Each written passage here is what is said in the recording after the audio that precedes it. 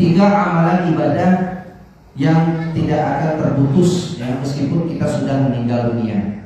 Jadi ini diriwayatkan dari hadis Sahih Muslim, qala Rasulullah sallallahu alaihi wasallam, "Idza mata ibnu Adam in qata'a amaluhu illa min thalathin." Kata Nabi, kalau seandainya meninggal dunia anak Adam, ya, hadis lain dikatakan idza mata insan, kalau seandainya meninggal dunia manusia, in qata'a amaluhu, maka terputus semua amal-amal ibadah. Sholat dak baca lagi, puasa dak baca lagi, ya, zakat dak baca lagi. Ini ibadah yang berkaitan pribadi masing-masing dengan Allah dak baca lagi. Apalagi ibadah menyangkut dengan orang lain. Kalau orang meninggal dunia dak baca lagi, kita bermuamalah, ya, berjual beli, bertransaksi, berdagang dak baca lagi. Kalau meninggal pelan, dia baca lagi, kita bersilaturahmi, ya. Ada yang tidak silaturahmi, misalnya orang meninggal, ya, dia cocok gawin, ya. Baru kemarin dikubur, kita sama-sama ngantar ke kubur, sok lagi datang lagi, kok kita silaturahmi di sana, ya. Itu yang tidak bisa dilakukan dilakukan. Jadi min salatin, kecuali 3 perkara. Yang pertama, ilmin yuntafa shadaqatin jariyatin, ya. Yang pertama itu adalah sedekah jariyah, ya. Jaro yajri itu artinya lari kalau dalam bahasa Arab. Kalau jariyah itu artinya terus mengalir dari sedekah yang kita lakukan. Sampai kapan mengalirnya?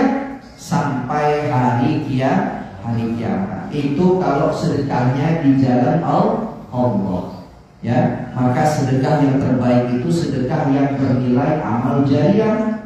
Sedekah jalan misalnya, ya. Kemudian sedekah untuk pembangunan masjid, ya. Sedekah untuk pembangunan majelis, sedekah untuk pembangunan musola, pembangunan pesantren, pembangunan tempat-tempat yang akan mendatangkan kebaikan di dalamnya.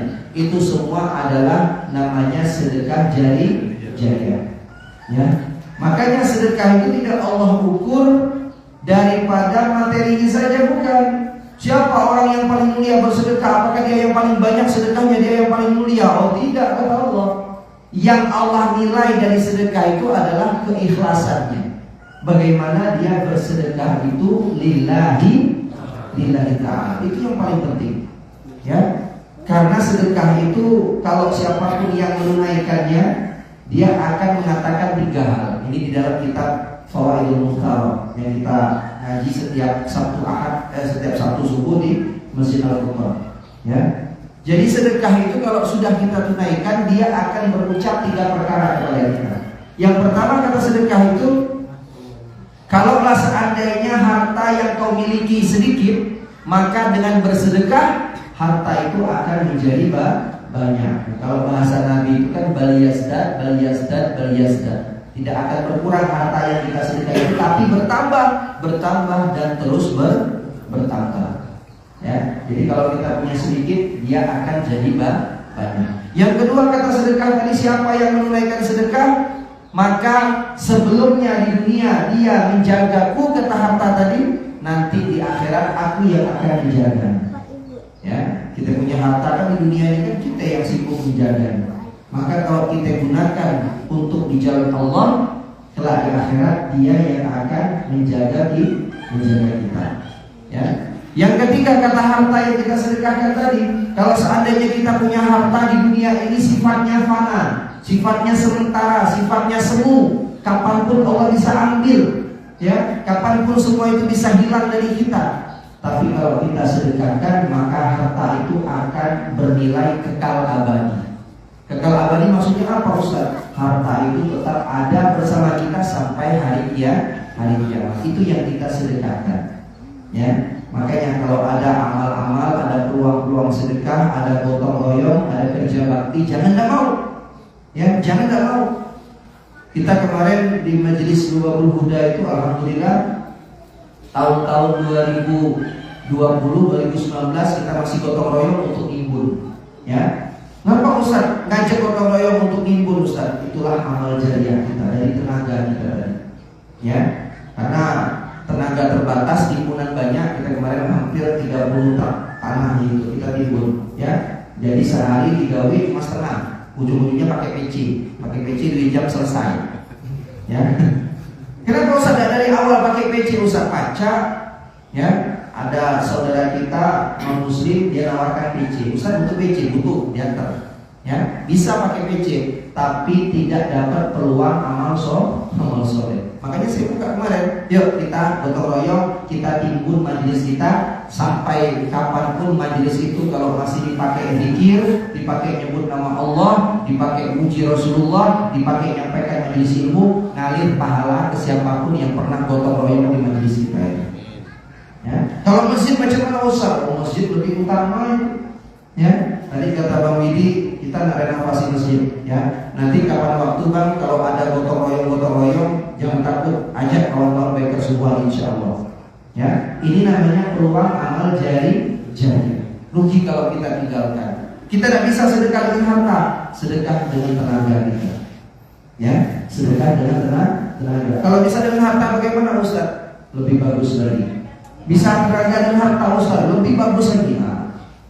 Ya, naiklah lah dari nyumbang, lah dari kawaman tua pala, mulon ngomong kemana-mana. Nah, kan dapat pahala jariah, dapat dusi jariah yang macam ini. Ya, terus mengalir dosanya. Na'udzubillah. Ya, yang pertama sedekah jariah. Yang kedua kata Nabi, au ilmin yuntafa'u bihi. Ilmu yang bermanfaat. Ingat kata penghubungnya kata au, bukan wa. Kalau au itu artinya atau, kalau waw itu artinya dan, au itu artinya atau, ya. Tapi jangan dicampur-campur lah. Silakan minum air putih au kopi. Nah, ya. Apa kata orang lah au kopi atau kopi maksudnya kan? Ya, itu bahasa Arab. Jadi kalimat penghubung atau itu artinya apa? Mana yang pacak kita punya? Pertama tadi sedekah jariah. Yang kedua ilmu yang bermanfaat.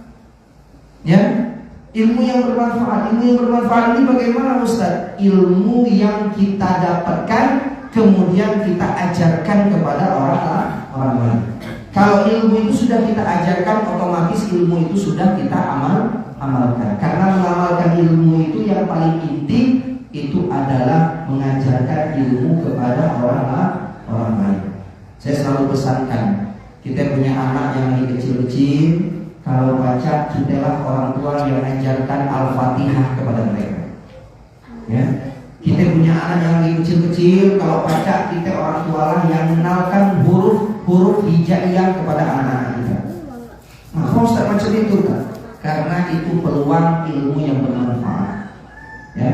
Kita kenalkan huruf hijaiyah ke anak kita kenalkan Al-Fatihah ke anak kita, dipakai anak kita seumur hidupnya, maka setiap huruf yang dia baca ngalir pahalanya kepada kita. Jangan langsung diberi guru ngaji. Ini di kota-kota besar banyak yang macam ya, karenanya dia sanggup ngajar, karenanya dia waktu lagi ngajar anak-anak, ujung-ujungnya bayar guru ngaji nih ajar anakku. Sama baik beri pahala ke guru ngaji.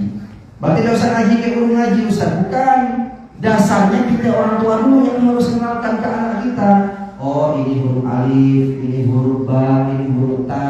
Al-Fatihah macam ini baca ya, dipraktekkan dari kecil supaya ini menjadi lahan amal jariah bagi kita.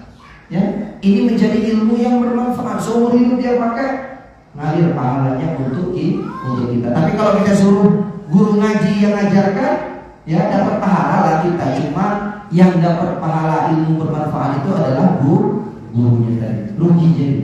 Ya, jadi kalau untuk dasar anak-anak kita, kalau kita yang mengajarkan, ya. Tapi kami dia baca Ustaz untuk mengajarkan huruf hijaiyah, mau dibaca belajar, ya lagu belajar kita, ya, supaya kita baca mengajarkan anak-anak kita. Jangan kita lepaskan itu rugi. Ini peluang pahala seumur hidup anak kita pakai. Kelak anak kita dia punya anak, dia mengajarkan anaknya, ngalir lagi pahala kita terus sampai turun temurun. Jadi bukan berarti jadi ustaz dulu, harus jadi SMA dulu baru kita baca menyampaikan ilmu, tidak. Ilmu itu ada yang sifatnya kelihatan oleh mata, ada yang tidak kelihatan oleh mata. Kita memberikan akhlak yang mulia, itu juga ilmu. Kita memberikan sikap perilaku yang baik, itu juga ilmu. Bisa kita sampaikan kepada orang lain. Ya, maka ilmu yang bermanfaat. Yang kedua. Yang ketiga kata Nabi, awaladin shalihin yad'ulah. Atau kita punya anak yang soleh yang mendoakan kedua orang tuanya selalu. Anak yang soleh, ya. Anak yang soleh. Anak yang soleh ini macam mana Ustaz? Anak yang kenal agama, anak yang ngerti ibadah, ya.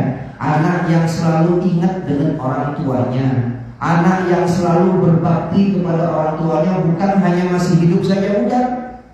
Karena banyak kebaktian anak itu ketika diukur antara orang tua masih hidup dengan orang tua meninggal dunia beda. Ya, ada yang masih hidup orang tuanya, oh bagus anaknya. Ya, apapun kemauan orang tuanya dituruti. Oh lupa karena orang tuanya banyak harta. Orang tuanya meninggal dunia, bikin kubur bagus-bagus, bikin sedekah banyak-banyak. Habis itu tahun depan lagi baru sedikit ke orang tuanya tadi. Ya, jadi anak yang soleh itu yang selalu ingat kepada kedua orang tua. Ya, ingatnya bagaimana Ustaz? Didoakan kedua orang tua kita. Makanya saya selalu sampaikan, habis sholat itu jangan lupa 5 doa. Pertama, alhamdulillahirabbil alamin. Kedua, Allahumma sholli ala sayyidina Muhammad. Yang ketiga, rabbil firli wa liwalidayya warhamhuma kama rabbayani shaghira. Yang keempat, rabbana atina fid dunya hasanah wa fil akhirati hasanah wa qina adzabannar. Yang kelima, istighfar, astagfirullahaladzim. Ya, ini 5 wirid yang jangan ditinggalkan habis sholat 5 waktu. Ya, kami habis sholat tidak sempat lagi Ustaz nak zikir Ustaz. 5 macam ini jangan ditinggalkan. Dan mungkin dia sempat 5 macam. Ya, astagfirullahaladzim. Alhamdulillahirabbil alamin. Allahumma shalli ala sayyidina Muhammad wa ala ali sayyidina Muhammad. Rabbighfirli wa liwalidayya warhamhuma kama rabbayani shaghira. Rabbana atina fid dunya hasanah wa fil akhirati hasanah wa qina adzabannar.